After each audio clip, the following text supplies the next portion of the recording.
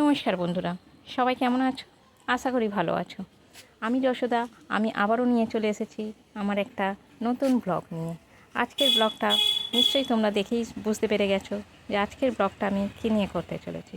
হ্যাঁ, আমরা কোনো প্ল্যান ছাড়া, কোনো কথা ছাড়া যাকে বলে, কোনো প্ল্যানিং নেই, আমরা বেরিয়ে পড়েছিলাম বাইক নিয়ে দীঘা। তো কিভাবে গেলাম কোনো প্ল্যান ছাড়া, তো সেটাই আজকে তোমাদেরকে শেয়ার করব। এখন ঘড়িতে বাজে দেখতেই পাচ্ছ 5:30। আমি শুধু রাত্রে বলে রেখেছিলাম যে 4:30 অ্যালার্মটা দিয়ে রাখবে। ও 4:30 অ্যালার্ম দিয়ে রেখেছিল। আমি উঠে স্নান ফান সেরে এখন বাজে 5:30। এখন গুছোচ্ছি আমি ব্যাগ। প্ল্যানিং ছাড়াও কিন্তু অনেক জায়গায় ঘোরা যায়, সেটা যদি নিজেদের ইচ্ছা আর নিজেদের চেষ্টা যাই বলো না কেন। কারণ অনেক মানুষ আছে যারা প্ল্যানিং না করে কোথাও বেরোয় না। আমার মনে হয় প্ল্যানিং না করে বেরোনোটাই ভালো। কারণ প্ল্যানিং অনেক সময় আমরা করি, আবার সেগুলো কিন্তু ব্যর্থও হয়ে যায়। তো যেই কারণে তখন কিন্তু খুবই খারাপ লাগে। তো আমরাও আগে অনেক প্ল্যানিং করে বেরোতাম, কিন্তু এখন আমরা আর কোনো প্ল্যানিং করি না। যখন যেমন তখন তেমন, যখন যেখানে মনে হয় তখন সেরকমভাবে বেরিয়ে পড়ি। আমার মনে হয় ইচ্ছাটাই সবথেকে বড় কথা, যে আমরা যাব, কোথাও একটা যাব। এটা যদি আমরা মনে ভেবে নিই যে হাজার দুঃখ কষ্টের মধ্যেও আমরা ভালো থাকবো, তাহলে হয়তো সেখানে ভালো থাকা যায়। সবসময় যদি আমরা নেগেটিভ চিন্তা করি যে আমরা পারবো না, আমরা এরমভাবে গেলে আমরা কিভাবে পারবো, তো এরকম মনোভাবনা থাকলে হয়তো সেখানে কিছু হয় না। তো আমরা সবসময় চেষ্টা করি পজিটিভ চিন্তা ভাবনা নিয়ে এগোনোর। তো যেহেতু আমরা যাব অনেকটা দূরে, তাই ট্যাঙ্কি ভর্তি করে তেল নিয়ে বেরিয়ে পড়েছিলাম। আর সকালে যেহেতু আমরা কিছু খেয়ে বেরোইনি, তাই এক জায়গায় শুধু একটু চা খেয়ে নিলাম। আর মেয়েকে একটু দিয়ে দিলাম একটা কোল্ড ড্রিঙ্কসটা ছিল গ্লুকোজের। সকালবেলা যেহেতু আমি ওকে উল্টো পাল্টা খাওয়াবো না, তা ওটা নিয়ে কী করছিল আমি নিজেও বুঝতে পারিনি। ওটা আমি জাস্ট ভিডিওটা করেছি, দেখো কেমন করছে। তো আবার বেরিয়ে পড়লাম। এটা দেখে নিশ্চয়ই বুঝতে পারছো যে আমরা কোথাটায় এসেছি। এটা ছিল কোলাঘাট ব্রিজ, সেটা হয়তো অনেকেই জানো।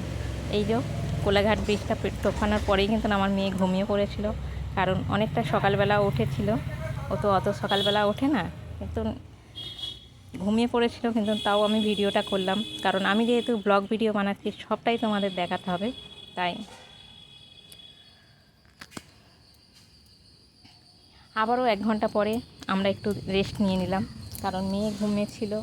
আবার গাড়িতেও অনেকক্ষণ বসেছিল, ওইভাবে বসাটা খুবই কষ্টের, থাকাটা। আর যে গাড়ি চালায় তারও কষ্ট হয়। তাই 1 ঘন্টা 1.5 ঘন্টা ছাড়াই কিন্তু আমরা দাঁড়িয়েছি। দাঁড়িয়ে একটু রেস্ট নিয়েছি, জল খাবার, চা খাবার, যা কিছু খাবার। তারপরে আবার আমরা বেরিয়ে পড়তাম। আবার কিছুটা যাওয়ার পরে 1-1.5 ঘন্টা পরে আবার এখানে দাঁড়িয়েছি। এখানে কিন্তু তখন সময় বাজে 10টা। তো এখানে যেহেতু 10টা বেজে গিয়েছিলো, তাই খিদে পাচ্ছিল, তাই এখানে একটু টিফিন করে নিলাম। ও নিয়েছিল মুড়ি আর ঘুগনি। আর আমি যেহেতু যেখানেই যাই একটু ভালো খাবার পেলে আমি সেটা চেষ্টা করি সেই ভালোটাই খাওয়ার। তাই আমি এখানে নিয়েছিলাম দই চিড়ে। দেখলাম এখানে সবাই দই চিড়ে খাচ্ছে, তাই আমি বললাম আমি দই চিড়েটাই খাবো। চলো, দই চিড়েটা খাওয়া হয়ে গেছে। মেয়ে দুজনের ভাগ থেকেই খেলো, ওর জন্য আলাদা করে আর নিতে হয় না। তো আমি যেহেতু ক্যামেরা করছি, তাই বর কিন্তু আমাকে সবসময় হেলমেটটা পরিয়ে দিচ্ছিল। আমরা 3 জনে গিয়েছিলাম, এখানে তো আর অন্য কেউ নেই। তো আমাকেই ভিডিওটা করতে হবে, তাই আর হেলমেটটাও পরতে হবে। তাই ও হেলমেটটা সবসময় আমায় পরিয়ে দিয়েছে, খুলে দিয়েছে। এই যে আবার ওখানে টিফিন খেয়ে আমরা আবারও বেরিয়ে পড়লাম। আর ফাইনালি আমরা টিফিন খাওয়ার 2 ঘন্টা পর পৌঁছে গেলাম দীঘার ব্রিজে। দেখতেই পাচ্ছ এখানে আমরা চলে এসেছি।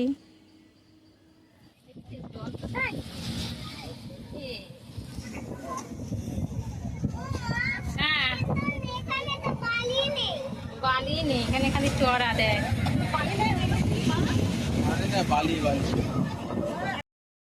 শুনতেই পাচ্ছ, মেয়ে কিন্তু বললো ওখানে বালি নেই, মানে আমাদের অন্য কোথাও যেতে হবে যাতে ও বালি নিয়ে খেলে। আমি ওকে বললাম চ আগে হোটেল খুঁজি, তারপরে আমরা আবার আসবো। চলে এসেছি আমরা হোটেল খুঁজতে।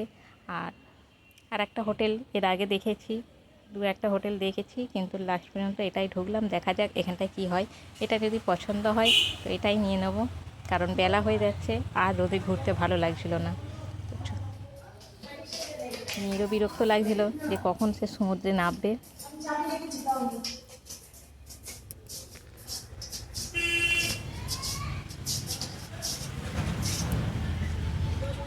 চলো কি দিয়েছে দেখো, কি দিয়েছে?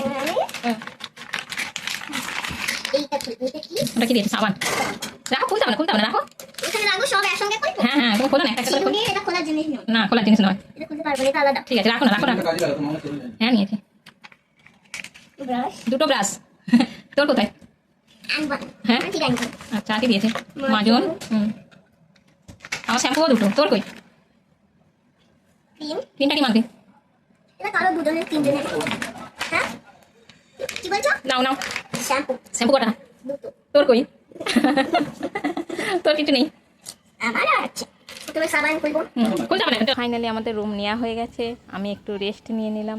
রেস্ট নিয়ে তারপরে আবার আমরা বেরিয়ে পড়লাম। সে তো সবসময়তেই লাফাচ্ছে যে কখন সে সমুদ্রেতে নামবে, কিন্তু এখন তো নামা যাবে না, কারণ আমরা যেহেতু প্ল্যানিং ছাড়াই এসেছি। তাই বর কিন্তু দাড়ি ফাড়ি না কেটেই চলে এসেছে। তাই তার দাড়ি কাটতে হবে আগে, তারপরে সমুদ্রে নামা। দাড়ি কাটা নাই, অনেকটা বেলাও হয়ে গিয়েছিলো, তাই দাড়িটা কাটবে সে আগে, তারপরে খাওয়া দাওয়া করব, তারপরে আমরা আসবো সমুদ্রে। তো সেই কারণে মেয়ের বায়না যে ঠিক আছে, আমি এখন যেহেতু নামবো না, তাই আমাকে একটা আইসক্রিম দিতেই হবে। তো মেয়েকে একটা কিনে দিলাম আইসক্রিম। তারপরে খুঁজতে চলে গেলাম আমরা ওর সেলুন। সব কিছুই এখন সব জায়গাতে পাওয়াই যায়। কেউ যদি মনে করে যে আমরা প্ল্যানিং ছাড়া যাব, তো একটু কষ্ট হলেও কিন্তু প্ল্যানিং ছাড়া যাওয়াই ভালো। হুট করে মনে হলো আর শ্যুট করে বেরিয়ে পড়লাম। এই তো এইগুলোও কিন্তু নতুন নতুন একটা অভিজ্ঞতা, যে আমরা দীঘাতে এসে দাড়ি কেটেছেও। কতক্ষণ ধরে দাড়ি কাটার সময়টাতে মেয়েটা কিন্তু খুবই বিরক্ত করছিল আর বোরিংও হয়ে যাচ্ছিল। ওর তো খালি একটাই মনে হচ্ছিল যে কখন গিয়ে ও সমুদ্রে নামবে। তো দাড়ি কাটা তো আর একটুখানি সময় হয় না, তো সেখানটায় সময়টা অনেকটাই যায়। তো শেষমেশ দাড়ি কাটা কমপ্লিট হয়ে গেছে। আর দেখো বরের মুখে হাসি দেখো।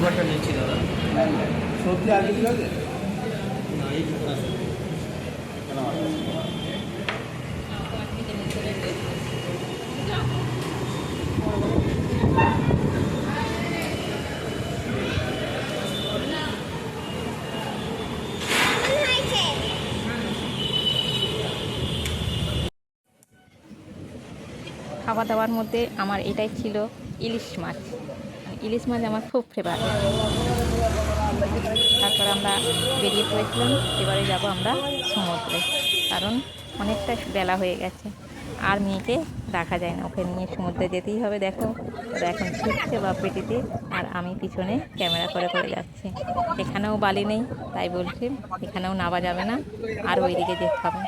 তো বোল্ডার পেরিয়ে ওরা যাবে এখন ওইখানে।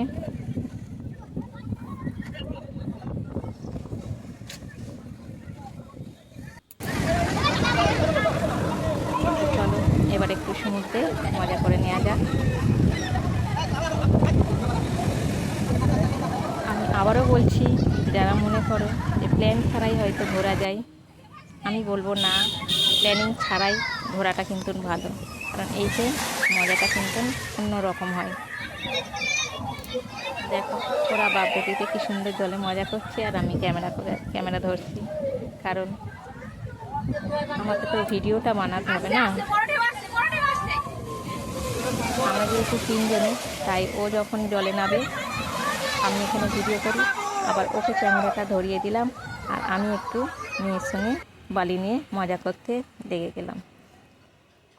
চলো এইভাবে সমুদ্রে মজা অনেক হয়েছে, এবারে বেলাটাও অনেক হয়ে যাচ্ছে, এবারে যাব রুমে। সত্যি কথা বলতে আমাদের কিন্তু খুবই ভালো লেগেছে, আর বাইকে করে যেতেও কিন্তু খুবই ভালো লাগে, অনেকটা লং ড্রাইভ যাকে বলে। চলো, আমাদের সমুদ্রে স্নান হয়ে গেছে। এবার আমরা একটা পেয়ারার চাট নিয়ে চলে গেলাম রুমে, আর নেব রুমে গিয়ে একটু রেস্ট, কারণ অনেক ভোরবেলা ওঠা হয়েছে। আমাদের যা স্ট্যাটিউট আছে, পদ্ধতি মেনে আমরা